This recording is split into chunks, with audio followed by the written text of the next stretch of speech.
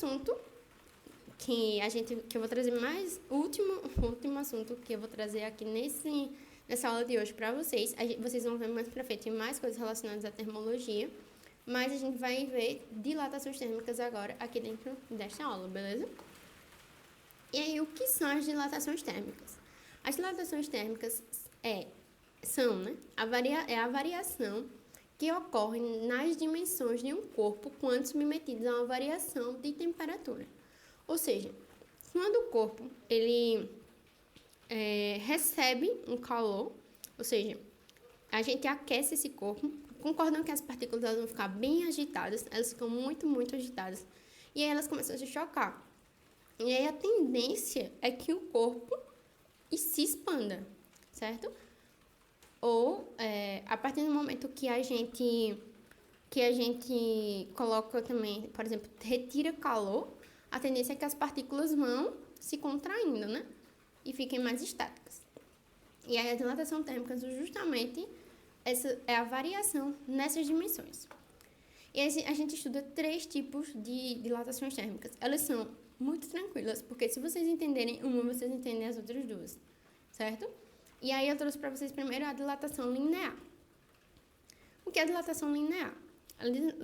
Como ele fala, como o próprio nome já diz, a dilatação linear em uma dimensão. Mas a gente sabe que não existe em uma dimensão, a gente vive em 3 dimensões, né? Só que, o que é a dilatação linear? Por exemplo, eu tenho um fio. Vocês concordam que o comprimento dele vai ser bem maior que um diâmetro? Então, a gente pode considerar esse fio como uma dilatação linear. Ou seja, quando ele se dilatar, o que vai variar dele o que a gente vai perceber mais, que a gente vai perceber mais na variação, é o comprimento desse fio. A gente não, como a variação das outras dimensões são muito pequenas, elas são desprezadas. E aí, a gente tem essa formulazinha que relaciona a dilatação linear. E aí, o que é dilatação linear? Eu tenho aqui este corpo que tem um tamanho inicial L0, certo? Linear L0. E aí, ele é submetido, ele está em uma certa temperatura TI, beleza? E aí, a gente vai e aquece esse corpo. E aí, ele vai estar a uma nova temperatura, que a gente chama agora de TF, e concordam que ele vai estar a uma nova largura, que a gente vai chamar de L, como se fosse a largura final. E concordam também que a gente vai ter essa variaçãozinha, que é o tamanho, é o quanto esse corpo variou. E aí, isso tudo a gente acha, através dessa fórmula, a gente pode relacionar a dilatação linear, que é ΔL vai ser igual a L0 vezes alfa vezes ΔT. Ou seja, a variação de comprimento, a variação do tamanho vai ser igual à variação inicial, ao comprimento inicial, vezes o alfa. O que é esse alfa? Eu botei aqui embaixo. É o coeficiente de dilatação linear, certo?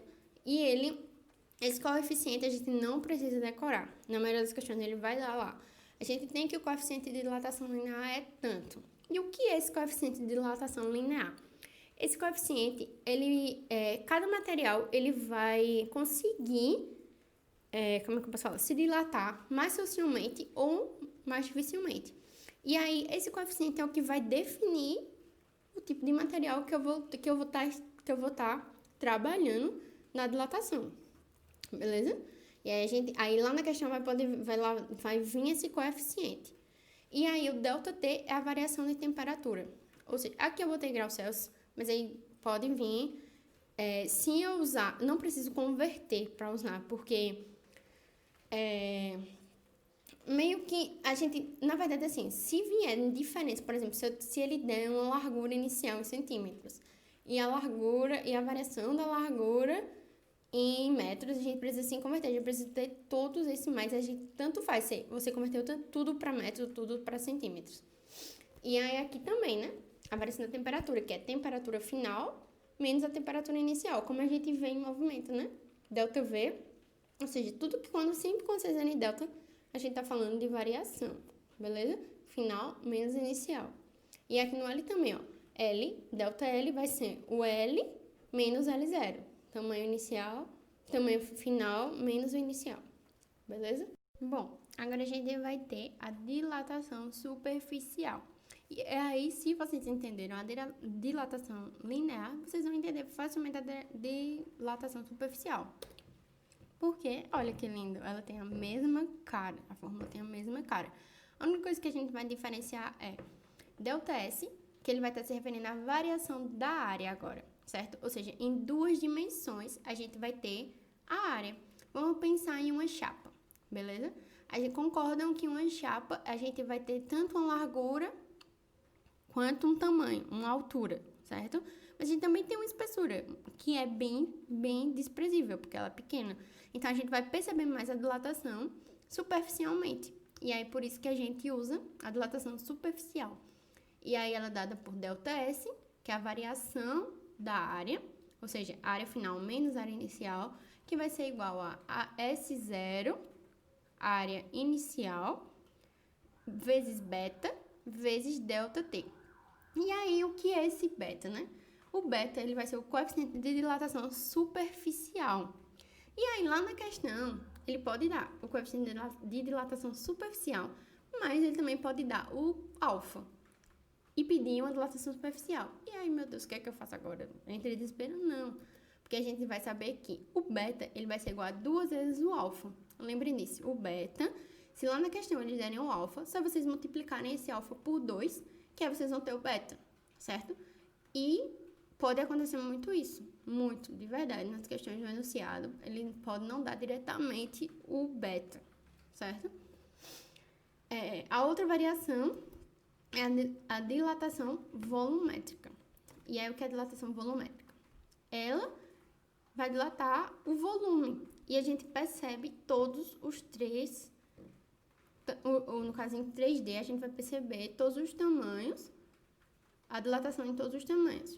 Ou seja, uma dilatação de um líquido, como o líquido, ele está dentro de um recipiente, e aí o líquido ele se adapta a esse recipiente, a gente considera ele como uma dilatação volumétrica, ele vai dilatar, o volume dele vai ser dilatado.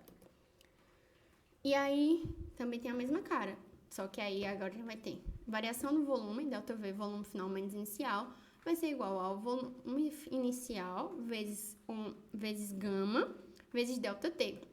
E o que mudou aí? Esse gama. E aí eu digo a mesma coisa para vocês. A gente vai ter, o gama é o coeficiente de dilatação volumétrica. Ou seja, a gente agora vai ter que o gama é 3 vezes o alfa. Então lembrem disso. Na questão eles deram o alfa, mas pedir dilatação volumétrica, só vocês multiplicarem o alfa por 3, certo? E aí também, pode ter também sempre esse jogo, vinha um beta, e ele pediu o volumétrica. E aí, se vocês lembrarem muito dessas relações, se você achar o alfa, que é a base dos 3, vocês acham qualquer um dos outros dois, beleza? E aí, onde a gente encontra a dilatação térmica, né? A dilatação térmica, a gente vê em muitos lugares. E ela é muito importante para vários trabalhos. Eu até vou destacar aqui mais pra frente um pouquinho para vocês. A dilatação volumétrica a gente pode ver quando o leite começa a ferver e aí a gente esquece ele lá e ele derrama, né? Ou seja, o que acontece? Por que o leite sobe? Ou seja, o leite, ele dilata volumetricamente esse tamanho. Por isso que, a partir da agitação, como eu falei antes, a dilatação é quando o corpo ele vai sofrer, vai estar uma temperatura e depois vai estar em uma maior, beleza? Então, ele vai se dilatar. Aqui eu coloquei um exemplo de um trilho do trem. Vocês podem perceber que nesse trilho ele tem essa brechinha, né? E eu quero essa brechinha. Por que eles deixam essa brechinha? Justamente por causa da dilatação que o material vai ter. Ou seja, quando o trem passa, vai sofrer um aquecimento, tanto também quanto o sol. Enfim, todas as intempéries do ambiente, ele já é tudo estudado para poder dimensionalizar esse trilho. E aí sempre deixar esse espaçozinho para que quando ele se dilate, ele não mude, porque à medida que ele aumentar, ele pode danificar o trilho, certo? Eu trouxe para vocês aqui, lembra que eu falei que é de novo termômetro. E aí, o que é interessante? Quando a gente coloca o termômetro, dentro do termômetro a gente usa mercúrio. E o mercúrio, ele é um metal líquido. Ele é o único metal líquido que a gente tem lá na tabela periódica, não sei se vocês lembram. E aí, esse metal líquido, ele consegue absorver calor muito fácil. E aí, ele é usado dentro do termômetro justamente por isso, porque ele tem uma dilatação. E é a partir dessa dilatação do líquido que a gente consegue ver a temperatura, consegue medir a temperatura. E aqui também tem um espacinho e uma ponte. Também é muito deixado, porque o concreto, ele se dilata muito facilmente. Os materiais que compõem o concreto, ele vai se dilatar muito facilmente. E aí também, para dimensionalizar a construção de uma ponte, também já é prevista essa dilatação. Tanto do movimento dos carros, de pessoas e tal, que promove aquecimento, quanto o sol, certo? As intempéries, como no caso também do trilho. Eu trouxe aqui uma coisa muito interessante para vocês sobre a dilatação térmica na engenharia. Bom, eu vou puxar aqui para o meu lado agora, né? Enfim, na engenharia civil, enfim, em todas as engenharias, mas eu trouxe mais a engenharia civil, na construção, enfim, nas matérias que a gente usa na universidade, tudo que a gente aprende, a gente estuda muito essa questão da dilatação térmica. Por quê? Porque a dilatação térmica ela pode ser muito prejudicial se a gente não prevê ela antes. Como, por exemplo, eu falei para vocês no trilho do trem, na ponte. E aí, se a gente não prevê, a gente pode ocorrer que as construções vão ter coisas que a gente não gostaria que tivesse. E até problemas mais sérios, como rachaduras, que podem até gerar o rompimento de determinada coisa. E aí, a gente até tem uma matéria com o professor Roberaldo, Fenômenos de Transporte 2, que a gente estuda muito essa parte, bastante, porque ela é muito importante na engenharia. E eu trouxe um pouquinho para vocês só por curiosidade até, porque o Enem também é uma prova que a gente precisa entender o cotidiano, e eu achei bem interessante. E aí, como eu falei, a gente tem aqui nas pontes as juntas de dilatação, que foi aquelas frestinhas que eu disse para vocês, essas brechinhas que a gente deixa. E aí, por que deixa? Porque para que não ocorra o que ocorreu nessa imagem aqui, ó, que é a ponte pode até se rachar se essa junta não for prevista e não for dimensionalizada e não for calculada antes no projeto, beleza? Outra coisa aqui, ó, as fissuras em edificações. E aí, muitas vezes a gente, dentro principalmente de pilares e vigas, a gente também prevê, como eu falei pra vocês, o concreto, ele se dilata. E aí, essa dilatação pode ocorrer que ele não tenha espaço para se mover, sabe? Para ele contrair e dilatar. Contrair e dilatar. E aí, se a gente não tiver esse espaço na estrutura, o nosso pilar pode também ocorrer fissuras no pilar, o que a gente não quer que ocorra. Aqui eu trouxe o novo trilho do trem. E aqui eu trouxe o piso, né? Assentamento de piso. E aí, por isso que sempre nos pisos a gente deixa esse espacinho aqui, que são juntas de assentamento, que é justamente para que a cerâmica possa se dilatar facilmente em relação às intempéries também. Justamente isso, o aquecimento, o esfriamento, e ela precisa ter um espaço para conseguir se dilatar. E aí, tudo isso também já é calculado, esse espaçamento, essa junta já é calculada, beleza? E aí também eu trouxe um pouquinho para vocês a curiosidade da engenharia civil, para vocês ficarem curiosos e quererem fazer engenharia civil. E agora eu trouxe mais uma questãozinha pra gente fixar esse assunto da dilatação. Ela é do Enem 2009.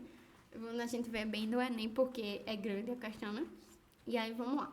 Mas ela é grande, mas não é difícil. Eu trago de novo a dica pra vocês. Vão grifando e separando os valores que vocês têm, beleza? Durante uma ação de fiscalização em postos de combustíveis, foi encontrado um mecanismo inusitado para enganar o consumidor. Durante o inverno, o responsável por um posto de combustível compra álcool por 50 centavos o litro, a uma temperatura de 5 graus Celsius. Para revender o líquido aos motoristas, ele instalou um mecanismo na bomba de combustível para aquecê-lo.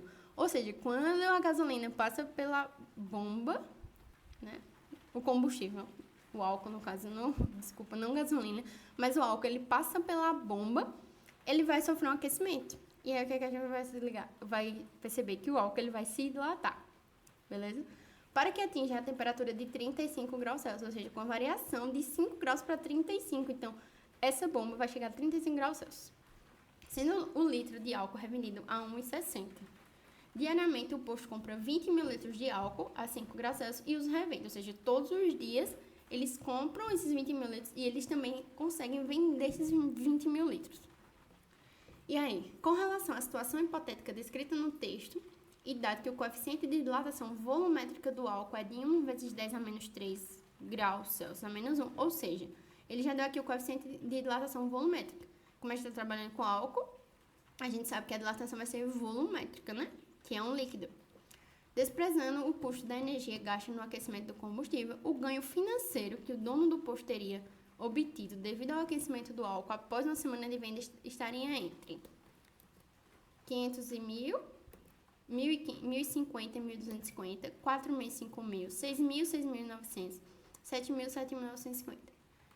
Vou dar uma dica para vocês também. Tentem responder se tiver a resolução que eu vou falar aqui para vocês, certo? E aí, qualquer dúvida também pode falar comigo lá no WhatsApp. Solução. Ele fala que por dia são vendidos 20 mil litros de gasolina, de álcool. Só quero dizer gasolina. De 20 mil litros de álcool. E aí, dentro desse... Aí, a gente também percebeu como a gente está trabalhando com líquido, a gente vai usar a dilatação volumétrica, que é o gama. Ele já deu o nosso gama. Ele já deu o coeficiente de dilatação volumétrica também. E aí, ele quer que a gente vai achar quanto esse volume ele se dilatou, certo? Qual foi essa variação de volume a partir do momento que o álcool passa pela bomba que foi alterada, aquecida. E aí, a gente tem 20 mil litros vezes 1 vezes 10 a menos 3, que é o coeficiente de dilatação volumétrica do álcool. E aí a variação de temperatura, que foi a temperatura final 35, que é a temperatura que está lá na bomba, menos 5, que é a temperatura que está dentro a temperatura inicial do álcool antes de passar pela bomba. E aí a gente vai ter aqui 20 mil vezes 10 a menos 3 vezes 30. E aí, esse 10 a menos 3 aqui, só para vocês lembrarem do começo do ano que a gente viu esse assunto. 10 a menos 3 significa que a gente vai voltar, se a gente multiplicar aqui, a gente volta 3 casinhas decimais. 1, 2, 3. E aí, significa que a gente multiplicando isso aqui, a gente vai ficar com 20 vezes 30. 20 vezes 30, 600 litros. Ou seja, por dia, a dilatação é de 600 litros, certo? Então, a partir do momento que o álcool aquece, ele vai estar passando 600 litros por dia, ele ganha com essa enganação, né? E aí ele pergunta na questão, e aí em uma semana? Se uma semana tem 7 dias, e a gente viu que o valor, e ele vende a gasolina por 1,60, a gente quer o valor, né? A gente tem que o lucro vai ser de 600, que foi os litros que passam, vezes 7, porque a gente viu por dia, e a gente quer em 7 dias, vezes 1,60, que é o valor do litro que ele revende, certo?